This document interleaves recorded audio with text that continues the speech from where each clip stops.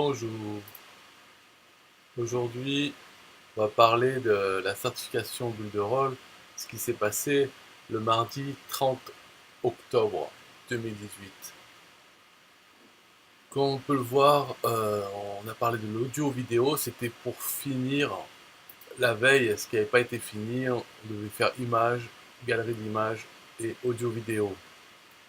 Donc ce mardi on a fait l'audio-vidéo et ensuite les formulaires de contact et les formulaires d'email marketing, c'est-à-dire de capture email. Donc on va voir ça de suite dans l'éditeur Pixel Perfect. Donc on en était resté à image, image galerie. Et ensuite on n'a pas fait menu, on a fait audio et vidéo. Dans audio et vidéo, on peut mettre, donc on va passer en revue tout ce qu'il y a comme éléments et ensuite les paramètres. Premièrement, il y a une vidéo YouTube, voilà. Une playlist YouTube, donc une playlist qu'on a créée soi-même ou qu'on a trouvé pour avoir, alors on verra ça. Une vidéo sur Vimeo, une vidéo sur Videlo. Alors c'est quoi Videlo? Pour ceux qui suivent un peu ce qui se passe en ce moment sur le web marketing en français, il y a Gabriel Miquet qui veut sortir, développer son logiciel Screenplay. Hein. Et en fait, voilà, il faut regarder Videlo, c'est un peu ça. C'est pareil, on met des vidéos qui peuvent être interactives avec des boutons dans la vidéo à un certain moment, des choses qui s'affichent, etc., etc. En fait, ce qu'il veut faire, ben, c'est là-dedans, c'est déjà là-dedans. Après, il y a au niveau du son Spotify, donc pour mettre un artiste ou soi-même si on peut avoir un compte. Ça aussi c'est un autre module mais de Spotify qui montre les musiques sur un album. Et SoundCloud aussi pareil qui est un site, on peut avoir un compte et mettre ses fichiers son, MP3 ou podcast ou autre. Et donc on a soit le petit bouton, soit le module qui permet de jouer directement la musique. Le petit bouton qui amènera au profil SoundCloud, bien sûr. Et ça, c'est le module pour jouer la musique directement. Et voilà, ça s'arrête là hein, pour au niveau de audio et vidéo. Il n'y a pas, comme on pourrait penser, mettre soi-même une vidéo. On upload sa vidéo sur Builderall et ensuite elle est intégrée dans un player lecteur HTML5 normal. Non, non. Si on veut faire ça, hein, j'en parle juste comme ça, mais si on veut le faire absolument, déjà il faut héberger sa vidéo quelque part. On va pas la mettre sur son compte Builderall. Faudrait donc il y a des outils pour soit si on a un hébergement déjà, ou bien il y a un qui s'appelle Cloudinary, okay, Cloudinary. Et là-dedans il y a 10 gigas, enfin bon, il y a de l'espace. Et après quand on met la vidéo dessus, donc sur un hébergement, on a son lien. Et ça, on peut le mettre dans un code HTML5 pour afficher un lecteur vidéo. Donc on peut faire ça. Mais pour l'instant, dans l'éditeur Pixel Perfect, voilà les options disponibles. Donc on a trois sources, c'est YouTube, Vimeo ou Videlo. Voilà. Donc ce qu'on a vu dans YouTube, c'est que après il y a deux problèmes avec les vidéos en général, vidéos YouTube, c'est qu'ils ont changé des choses, des règles. Dans les paramètres, bon, on va voir dessus dans configurer, on a des choses qui disent autoplay, boucler la vidéo, montrer les vidéos suggérées une fois que la vidéo se finit, afficher les contrôles de la vidéo. Et en fait, dans ça, YouTube a décidé de ne plus permettre aux gens de ne pas afficher les vidéos suggérées. Donc maintenant, c'est obligatoire qu'il y ait la vidéo suggérée une fois que la vidéo s'arrête. Pareil pour afficher les contrôles, le menu, peut-être qu'il n'y est plus, je sais pas. Enfin bref, c'est à tester, mais disons que voilà, ce qui était avant possible, YouTube l'a changé, donc il y aura peut-être certains cases qui ne fonctionnent pas. En ce qui concerne l'autoplay, ça c'est plus général, c'est les navigateurs qui ont bloqué, que ça y est, en 2018 ça s'est passé, on peut plus jouer une vidéo directement avec le son en autoplay. Il faut que la vidéo, que l'utilisateur appuie sur la vidéo pour la faire jouer. Ou bien si elle est lancée en autoplay, certains navigateurs vont pas vont la mettre muette, donc sans son.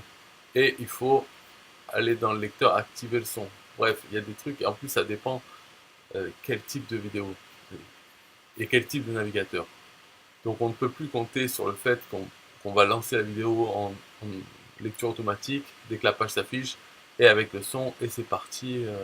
Non, ça peut ne plus marcher. Déjà sur mobile c'était le cas qu'on ne pouvait pas faire un autoplay sur mobile.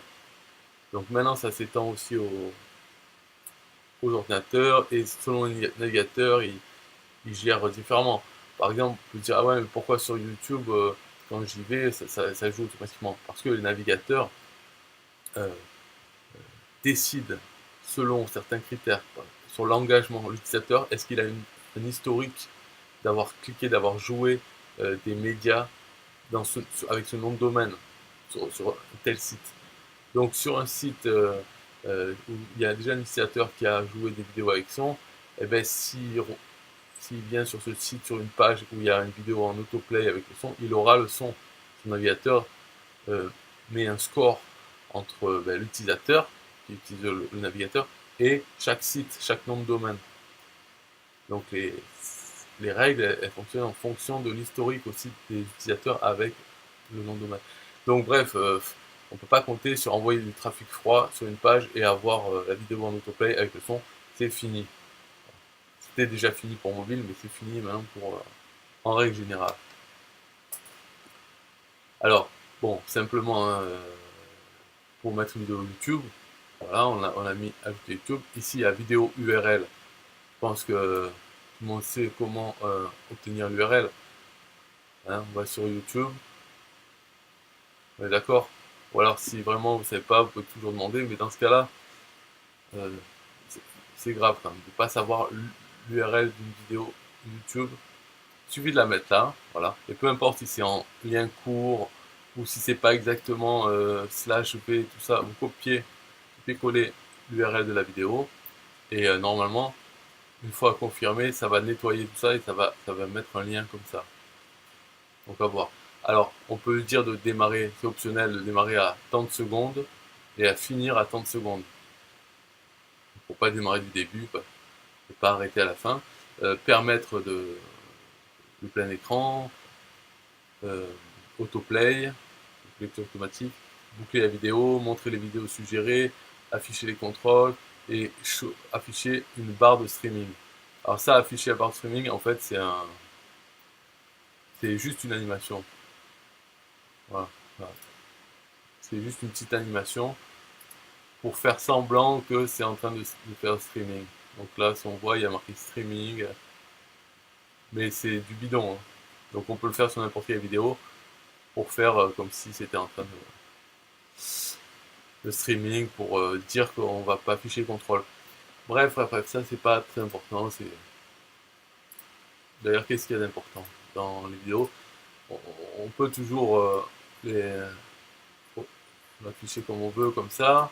Euh, voilà, donc c'est un élément normal, on peut l'agrandir. Voilà. Donc quand on l'agrandit, on voit que il y a des bandes noires en bas, donc il faut mettre la bonne taille. On peut lui dire de edit sticky. Sticky, c'est pour que quand on descend dans la page, donc la vidéo hop, va se mettre en haut à droite ou ailleurs. Il y a quoi? Il y a en haut à gauche, en haut à droite, en bas à gauche, en bas à droite. Voilà, on peut décider, par exemple, en haut à droite, et la taille normale, large ou petite. Donc normale. OK, confirme. Qu'est-ce que ça va faire? C'est quand on fait preview, voilà, on a la vidéo. Si on descend dans la page, au bout d'un moment, hop, elle s'affiche en haut à droite et elle continue de jouer pendant qu'on descend la page. Voilà, c'est ça, sticky vidéo. Voilà, edit sticky, donc hop, je veux pas. Après, il y avait quoi? Eh ben, oh, animation. Animation. Quand elle apparaît au début, donc qu'est-ce qu'on va faire? Bounsin, tout ça.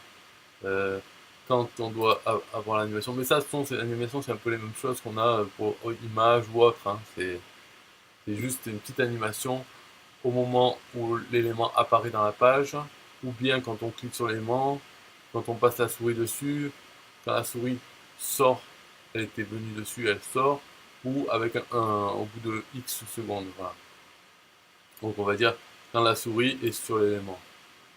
Ok, preview, voilà. Ça le fait à chaque fois qu'on passe dessus. Voilà pour animation. None. Après, apparence, on peut mettre une bordure.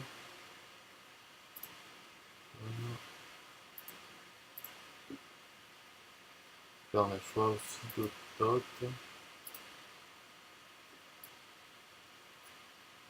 C'est pareil, on peut mettre une ombre.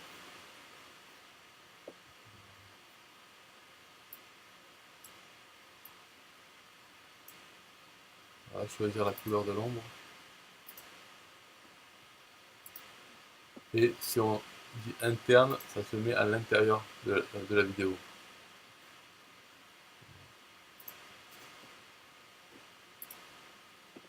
Ok.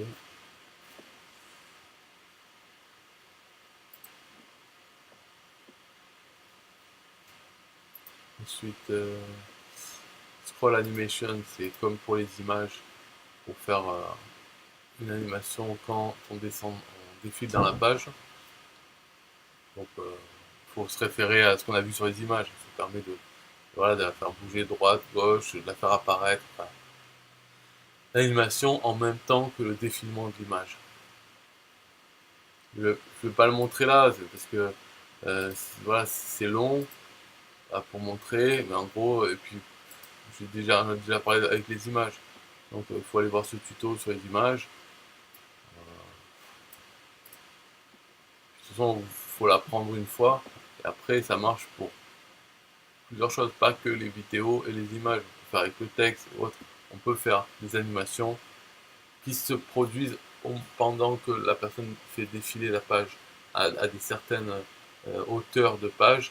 L'animation commence, la fin, plusieurs étapes d'animation, tout ça. Le module d'animation est le même pour plein d'éléments. Donc voilà. Et d'ailleurs, d'autres paramètres aussi. Par exemple, show on all pages, montrer sur chaque page, ça c'est pareil pour les images. Ça fait partie un peu de Pixel Perfect, la façon dont on peut afficher tous les éléments, enfin chaque élément sur toutes les pages du site, etc. La width 100% pour la mettre, qu'elle prenne toute la largeur de la page. Ratio de 16 neuvième. Voilà. Et centre élément, c'est pareil. Et après, tag attribute. Ça, c'est quelque chose qu'on n'a pas vu encore dans la certification. Il nous le garde pour plus tard. Chaque fois, il y a un tag attribute de partout et jamais vous expliquer c'est quoi. Bon, je pourrais chercher, mais on verra plus tard. Je pense que c'est un gros truc qui permet de gérer. Je sais pas, on verra. Après, tous les autres, pareil. Ok, donc pour les vidéos, c'est compris. Là, je pense que c'est bon, quoi. Hein, voilà, vidéo. Pour l'audio, playlist, ça va être pareil. C'est configure, voilà l'adresse d'une playlist. Et puis après, ça affichera la vidéo, la première vidéo. Et suivant, on pourra voir toute la playlist. Donc, Allez, on continue, on continue. Donc c'est ça, hein, c'est de voir passer en revue tout. Donc, même si ça fait les mêmes choses on a compris, ben, c'est comme ça. Faut passer 1 heure, 2 heures. Bon, pareil, vidéo de Vimeo. Hop, il faut copier l'adresse ici. Après, on a plusieurs options.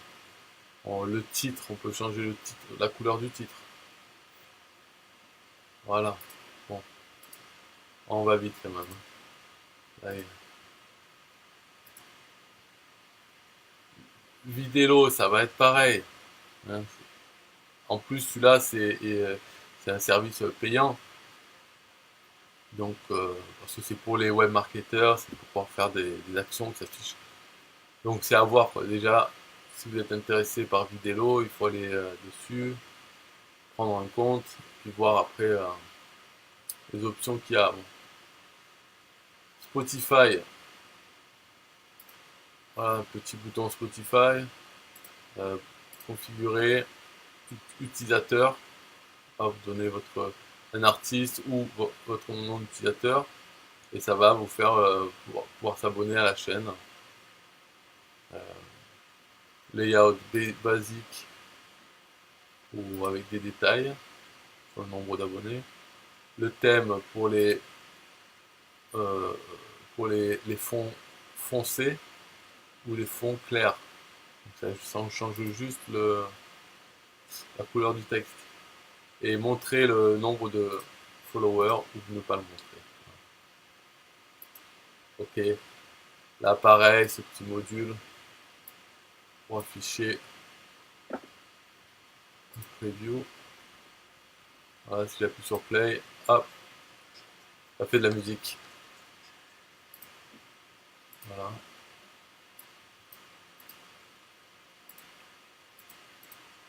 Et oui, pareil pour au niveau des sons, comme pour les vidéos, on pourrait envoyer un MP3 et le faire jouer sur la page. Ben non.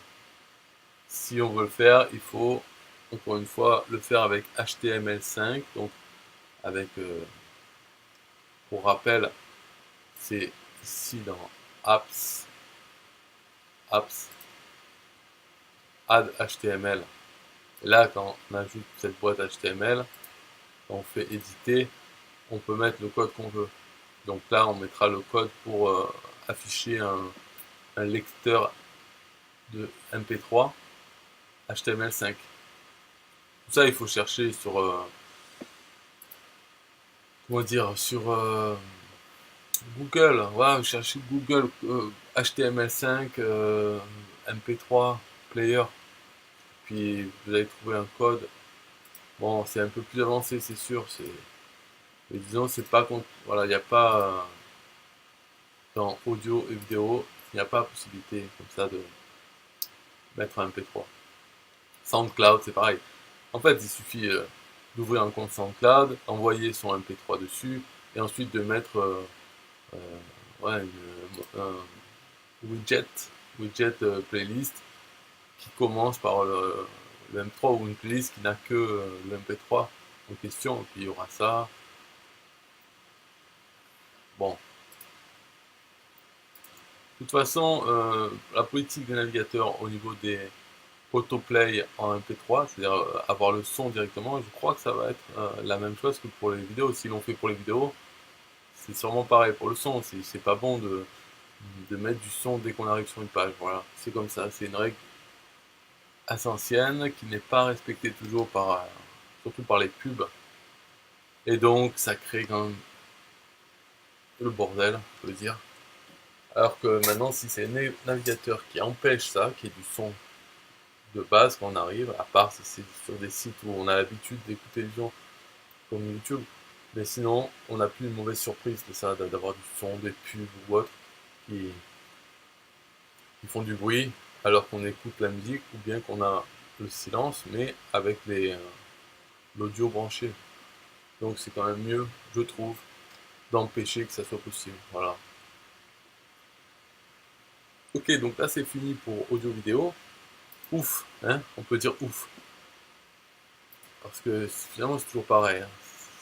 Depuis les images, tout ce qu'on a vu, c'est toujours pareil. Maintenant, alors, Après, normalement, ce qu'on aurait dû faire uniquement, c'est les formulaires de contact et les formulaires de email marketing, de capture d'email. Alors la différence qu'il y a entre les deux, entre contact form et l'autre, donc ils sont là, hein, contact, et l'autre c'est add email mail form. Okay. Donc contact, ça sera simplement un formulaire, et on va l'afficher. Simplement un formulaire, j'en rentre, il n'y a pas besoin de le lier à un autorépondeur. Email, on reçoit l'email par email. Donc il y a le formulaire, voilà. Donc on peut choisir, mais en fait à chaque fois là, quand il y a plusieurs choix, c'est simplement le même module, mais avec des paramètres différents déjà faits. Ça évite d'avoir juste un et qu'à chaque fois, si on veut l'avoir en noir, ben, il faut aller changer la couleur. Là, voilà, il est en noir avec la taille plus gros, tout ça, mais c'est que des paramètres euh, différents pour la même chose. Donc, dans formulaire de contact, on peut noter en bas, donc il y a pour Skype, petit bouton qui permet d'appeler directement ou de faire le chat directement en Skype.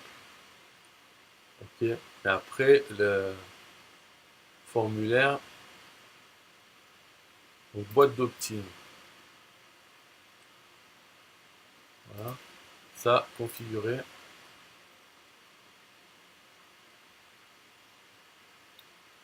Ah, boîte d'opt-in, en fait, celui-là, ça envoie sur...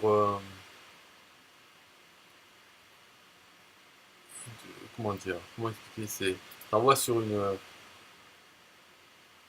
une, une URL, un lien, quoi, qui va sauvegarder ces informations. Voilà. L'action, l'URL à qui on envoie ces informations dans le formulaire, à quelle adresse, et avec quelle méthode, guest ou post. Hein.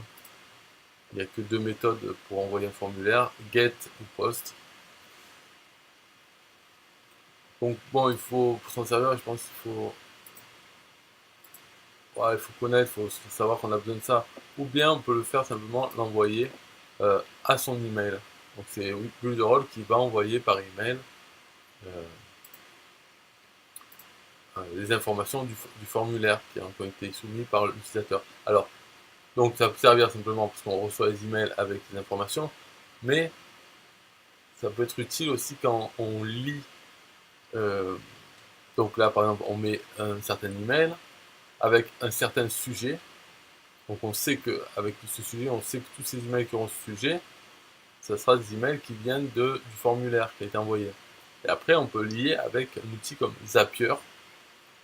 Zapier qui peut aller lire notre boîte email et quand il y a un nouvel email avec ce sujet, alors faire ceci.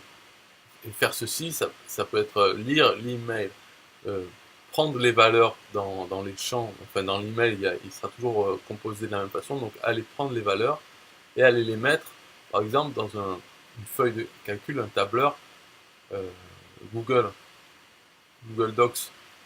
Donc, ça fait que Zapier va remplir ce tableur dès que quelqu'un envoie un formulaire, ça arrive dans notre email.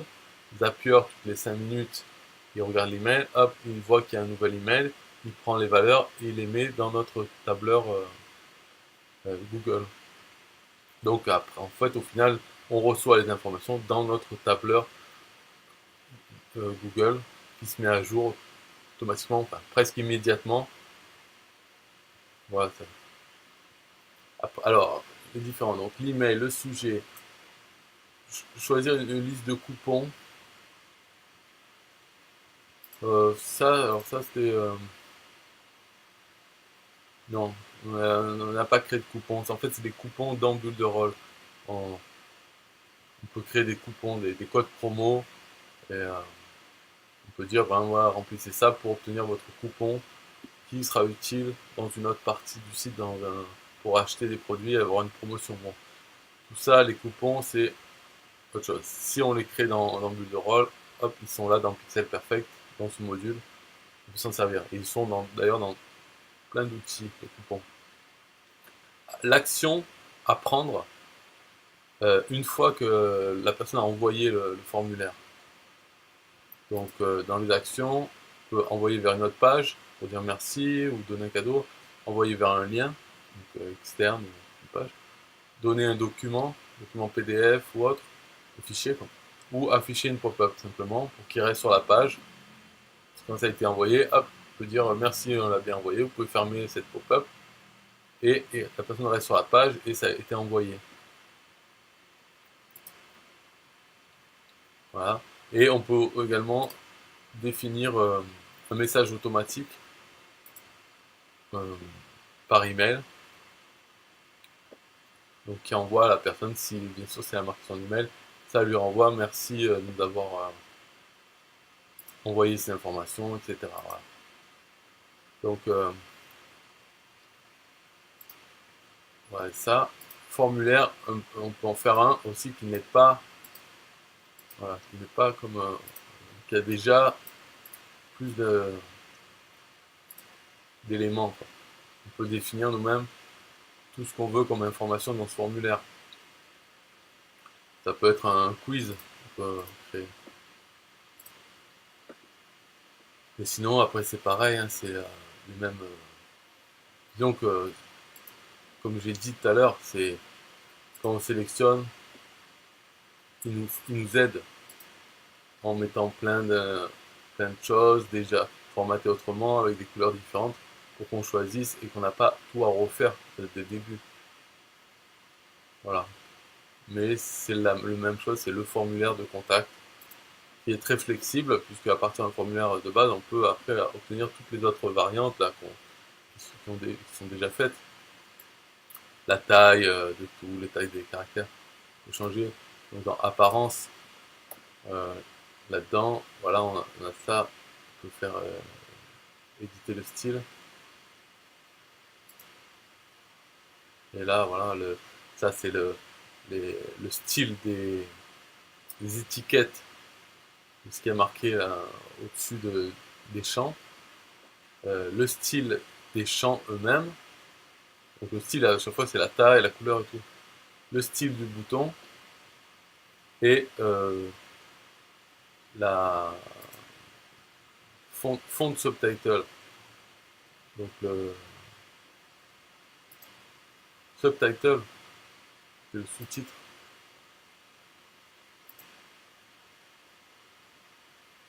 Attends. Subtitle, il est mis.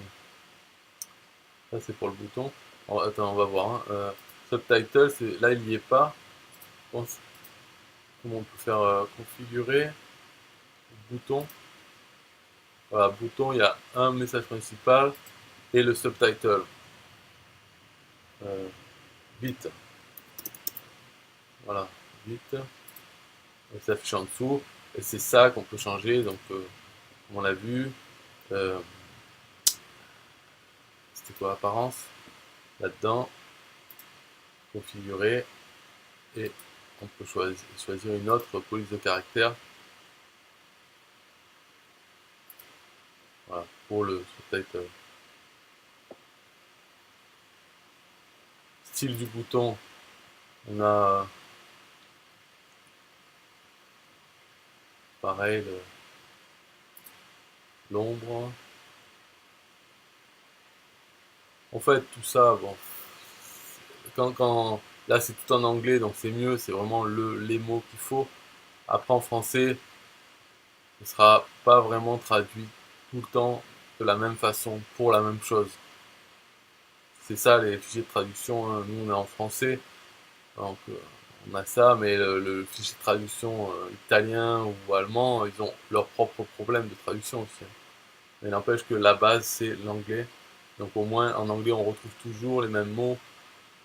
C'est pour ça qu'il faut faire un peu l'effort, surtout en informatique, parce que background color, on ne le retrouve pas que dans build role à cet endroit, on le retrouve partout.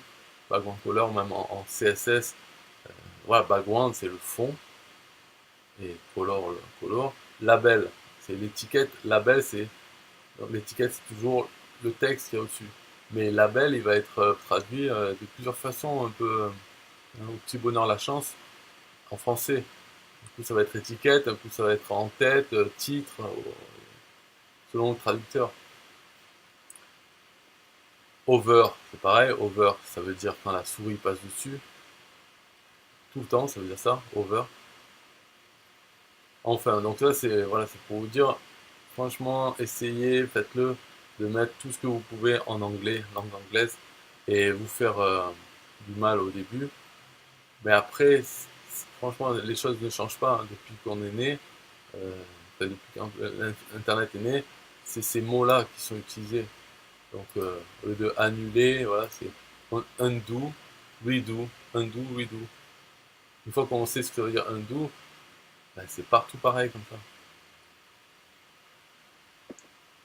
Ok, bon. Donc là, on a vu le formulaire de contact. Et après, c'est les formulaires de marketing, formulaire de capture. Alors, on croit que c'est un peu pareil, oui. Euh, mais voilà, ils sont simples. C'est formulaire capture, c'est souvent il n'y a que le prénom et l'email. Et moi, je préfère même maintenant demander que l'email. Alors, on choisit n'importe lequel. Là, c'est pareil aussi. C'est juste la configuration qui change. Donc, on peut prendre un peu le premier et après changer nous-mêmes toutes la, la taille, la couleur. Tout. Par contre, donc là, une chose, c'est en configurer, il nous demande quel autorépondeur on veut utiliser pour ce formulaire. Hein.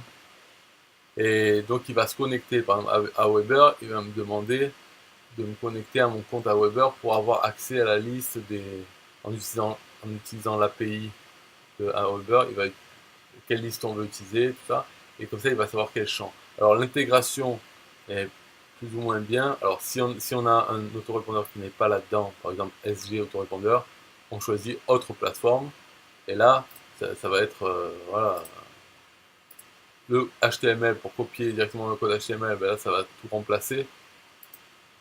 En fait, ce qu'on pourrait faire avec un plus apps HTML code, ça reviendra au même en fait. Si on choisit ici HTML pour autre plateforme. Ou un lien. Le lien, c'est pas disponible partout, mais en fait c'est un lien. Dans Builderall, il est disponible dans l'autorépondeur de Builderall, on a un lien.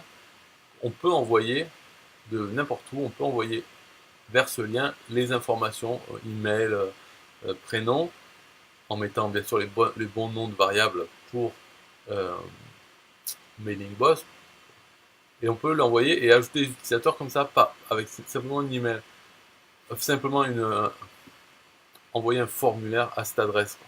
Une adresse spéciale pour chaque liste qu'on a sur notre compte. L'adresse est unique. Donc si on a cette possibilité, on peut faire link et hop, on copie l'adresse. Mais dans Builderall, il y a un autorépondeur qui est Mailing Boss. Et lui, c'est celui qui est le mieux intégré, bien sûr, dans toute la plateforme. Donc quand on choisit, et il va nous demander quelle liste on veut utiliser. Et dans Mailing Boss, on définit les champs qu'on veut pour telle liste. Il y a des champs obligatoires, d'autres non. On peut définir ça. Et il va prendre ces informations pour mettre à jour ce, ce formulaire. Donc, email, si on demande dans la liste, on a défini qu'on veut que l'email, hop, il n'y aura que l'email ici. Après, pareil, là, voilà, il y a encore coupon. Donc, permet de donner un coupon. Si la personne envoie, hop, voilà, elle a gagné un coupon qu'elle pourra utiliser dans l'e-commerce de notre site.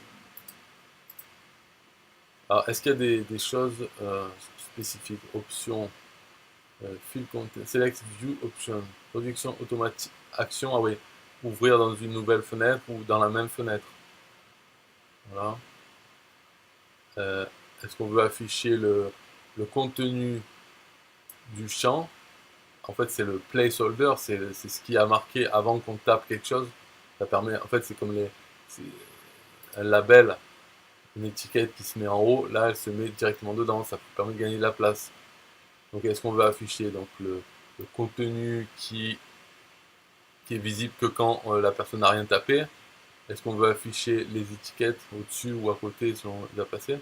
Et l'action qui est redirigée après qu'on ait mis le formulaire, qui se définit ailleurs, mais est-ce qu'on veut qu'elle s'ouvre dans la même fenêtre ou dans une nouvelle fenêtre, un nouvel onglet? Ça c'est pour les options. Le bouton, donc le texte du bouton, le sous-titre du bouton, ça bouton ID, ça va pas être utile, mais disons c'est pour donner, c'est vraiment là, c'est quand on est en programmeur, ça permet de donner un identifiant en HTML à ce bouton. À quoi ça sert? C'est en JavaScript, si on programme en JavaScript, ça permet de déclencher les actions si ce bouton, ça permet d'identifier ce bouton et donc de faire tout ce qu'on peut faire en programmation en JavaScript une fois que le bouton est cliqué ou autre. Voilà. Donc ça c'est utile pour les programmeurs. Attacher le HTML qu'on donne en dessous du formulaire. Voilà. Le champ HTML est pour un usage avancé. Ça te laisse mettre un code personnalisé qui te permet d'intégrer avec des plateformes externes comme le chat Facebook. Mais faites attention parce que les codes externes peuvent créer des comportements inattendus. Voilà. L'icône du bouton, icône. Il faut choisir l'icône qu'on veut qui est à côté du bouton. Et parmi plein d'icônes, on va mettre un camion. Confirme. Et voilà, on a un camion. L'icône position donc à gauche. Et on peut choisir voilà l'espace qu'il y a entre le bouton et le texte. La couleur du bouton rouge. Enfin pas du bouton, de l'icône. Et la couleur une fois qu'on passe dessus, donc devient noir. Ok, donc quand on passe dessus, hop, c'est noir. Ça, je crois qu'on peut le faire de toute façon avec. Donc, je dis OK, OK. On peut le faire. Non, pas avec ça. Apparence. Non. Je crois qu'on peut le faire même avec le style du bouton. Voilà, voilà, voilà, on peut le faire, choisir une couleur de fond quand on passe dessus, qui va devenir bleu. Et la couleur quand on passe dessus, la couleur du texte, qui va devenir noir, comme l'icône. Voilà. Ok, c'est bon. Et là, on va voir preview. Voilà, hop, ça change. Ah, par contre, l'icône, lui, ne change pas de couleur. Ah, peut-être j'ai pas sauvé, je sais pas, c'est quoi. Option, non, c'est pas. C'était où déjà? Bouton, option, apparent. Icon of bouton.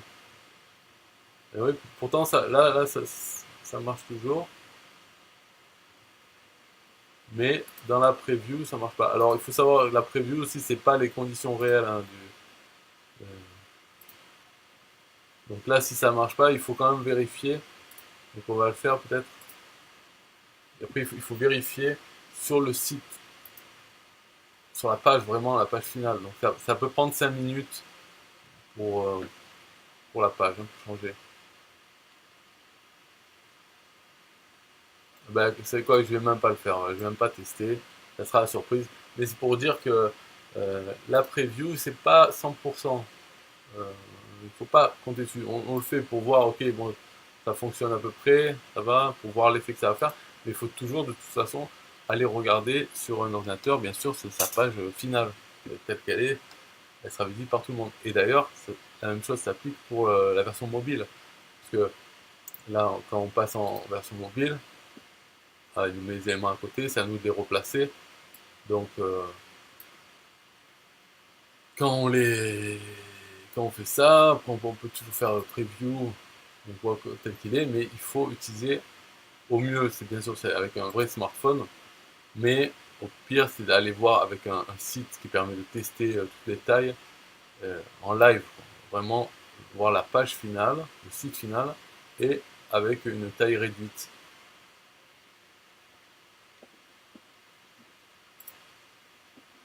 Et qu'est-ce qu'il reste à faire? C'est tout là hein, pour ça. Oui, parce que voilà, je veux dire, on a fait le tour là-dedans, Optinform. Je sais pas, qu'est-ce qu'il y a à dire.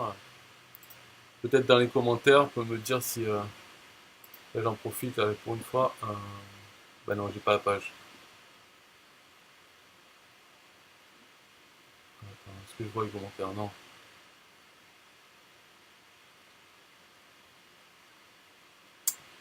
Ah, ça c'est bizarre ça.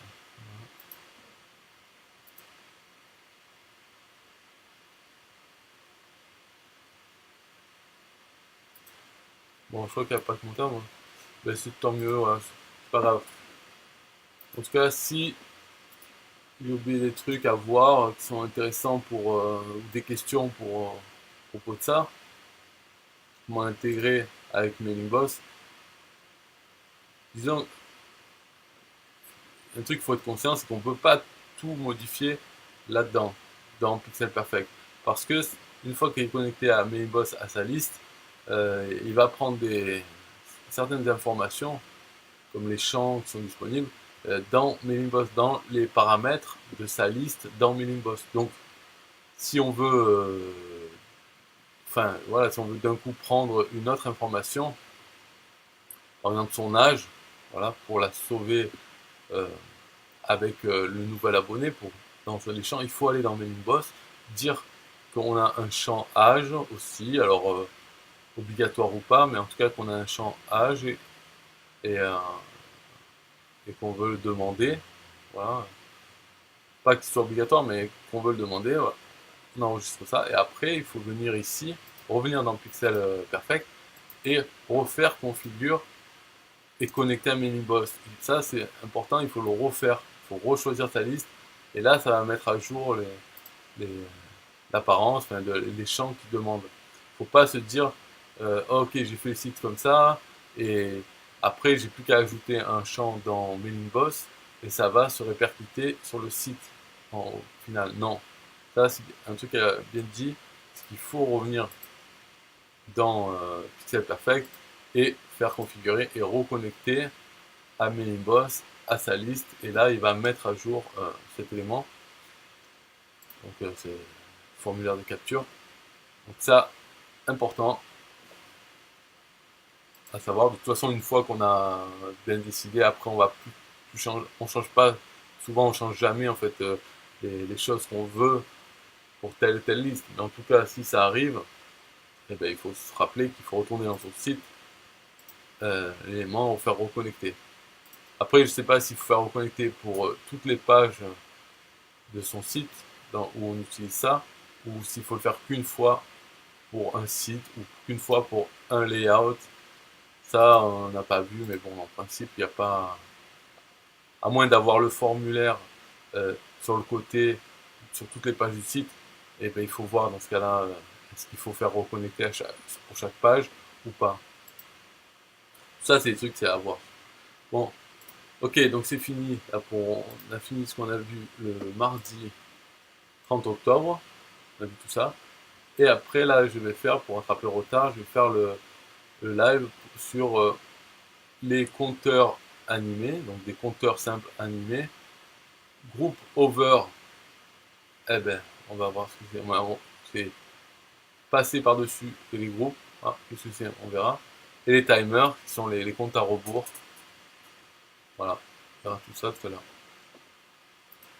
Allez, bye bye.